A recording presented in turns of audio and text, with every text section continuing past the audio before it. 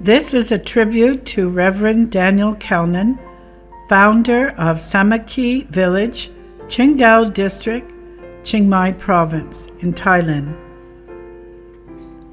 I thank you for the opportunity to share the history of Samakki Village and of my late husband, Reverend Daniel Kalnin's leading in the establishment of this village in 1982.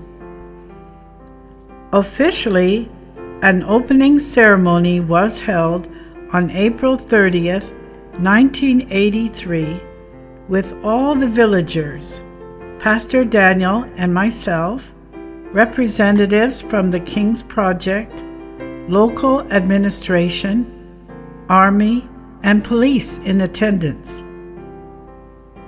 Before this time, Kachin villagers lived in a remote jungle area with no one to help them. We traveled to this remote jungle area and witnessed their difficult situation. Pastor Daniel had compassion on the Kachin villagers. Through God's grace, power, and direction, he requested permission from the King's Project leaders and officials in the area to relocate the Kachin people to the present-day Samakki village. They graciously allowed the villagers to settle on the King's Project land. At that time, Nongkyo Lahu village was growing and prospering on the land. Samakki Aka village had also been established there successfully. Previously, this area had been a notorious opium-growing region. Dangerous drug caravans passed through this area on way to heroin factories based across the border in Myanmar. From 1980 onwards, Pastor Daniel taught God's Word and guided the people physically and spiritually. Understanding the dangers of drugs and trusting God to provide for their needs, the villagers ceased growing opium and replaced opium with cash crops: corn, soybeans, sesame seeds, garlic, and later fruit trees. Praise God, the area became safer and more prosperous. The people grew stronger both physically and spiritually. In 1982, the Kachin village was established. Pastor Daniel taught Bible and Christian principles to the villagers. I taught the women Bible and Christian living. Many development projects were initiated by Pastor Daniel to improve the lives of the villagers from 1982 until 1989. And now I'm going to list these programs. First, an opium detoxification program for opium addicts. 20 men, women, and even babies were cured of opium. 2. A water system was installed and water well built. 3. A school for the Kachin and Aka children was established from kindergarten to grade 4. Thai language classes were offered to the villagers in the evenings. 4. A permanent wood church building was completed and dedicated on June 15, 1986. 5. Samakki village became cleaner and safer, with toilets constructed and roads built to and from the village. 6. Intensive one-week medical courses were held with training in village health and treatment of tropical diseases for Lahu, Aka, and Kachin leaders. 7.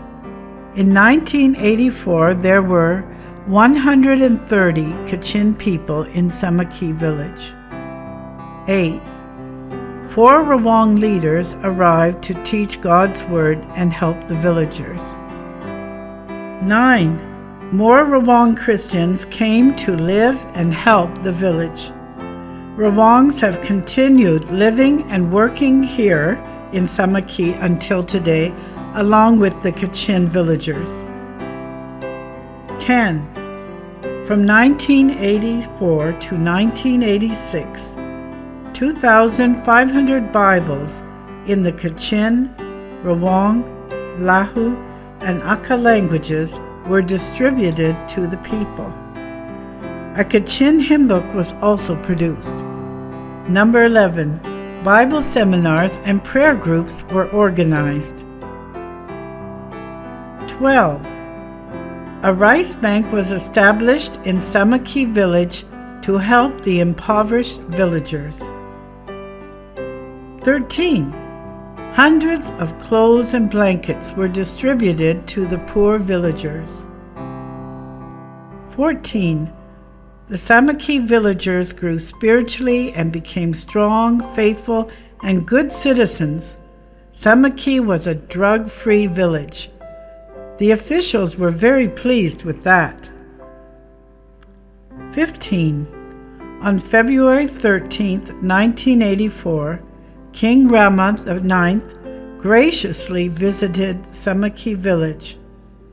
Pastor Daniel had the opportunity to speak with the king personally and share about the Kachin people and the good development of the land and the village. After that, Samakki village was officially recognized. Qualified villagers were able to obtain Thai citizenship and to live safely and securely on the land. 16. The Northern Supreme Commander of the Royal Thai Armed Forces invited Pastor Daniel to his headquarters in Chiang Mai. He encouraged him to do more Christian village development.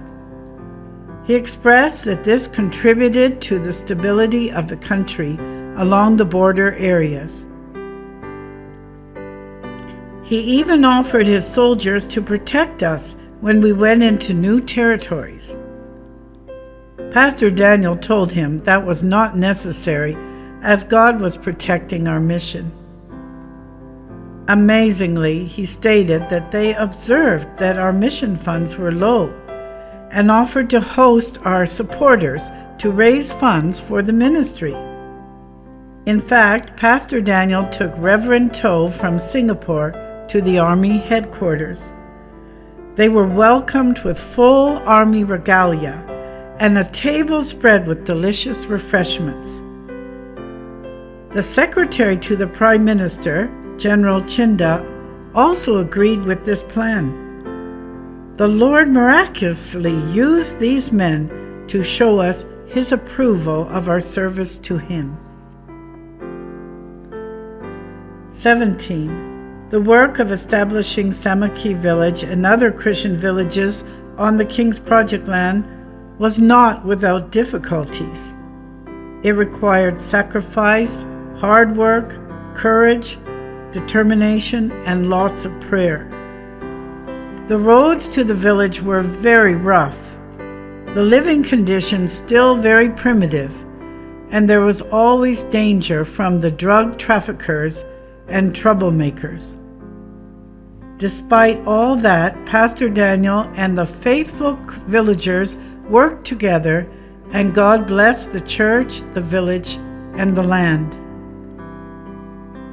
All of these projects could only have been accomplished through the help of the officials, the prayers and support of God's people, and the Samakki villagers' willing spirit and dedication. Most of all, through the power of God and the love and grace of Jesus Christ. To Him be the glory forever and ever. In this scripture I close with Hebrews 13:20-21. May the God of peace, who through the blood of the eternal covenant brought back from the dead our Lord Jesus, that great shepherd of the sheep, equip you with everything good for doing His will, and may He work in us what is pleasing to Him through Jesus Christ, to whom be glory forever and ever. Amen.